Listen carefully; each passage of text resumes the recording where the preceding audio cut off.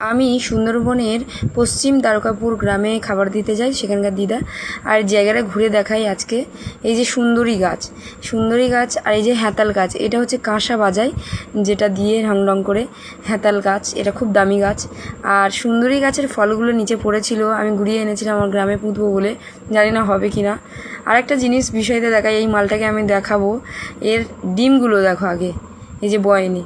আর এটা দেখো কি সাংঘাতিক কাণ্ড, ওখানে এরকম বড় বড় কুমির রয়েছে, যেটা দেখে ভীষণ ভয় লাগে। এদের চোখগুলো জানা। আর আমরা যেখানে দাঁড়িয়েছিলাম সেখানে শোঁ করে চলে এসেছে, এসে সেখানটাই একদম দেখাচ্ছে, একদম বড় করে দেখালে পরে এরকম দেখতে ওকে কেমন দেখতে লাগছে দেখো। আর তোমাদের আরও আমি অনেক জায়গা ঘুরে দেখাবো, সেগুলো পরের ভিডিওতে তোমরা দেখতে পাবে, যে জায়গাগুলোতে আমরা ওই খাবার দিতে গিয়ে একটু ঘুরেছিলাম একদম কাছেই। এই দেখো কীরকম বুঝবে না যে ও শুয়ে আছে। আর এখান থেকে আমি ছবি তুলছিলাম। আর একটা জায়গা দেখাচ্ছি দেখো, এর মধ্যে আছে ওদের ছানা বাচ্চারা, যারা ছোট্ট ছোট্ট ডিম থেকে ছানা হয়েছে, তাদের এর মধ্যে রেখে দেওয়া হয়েছে।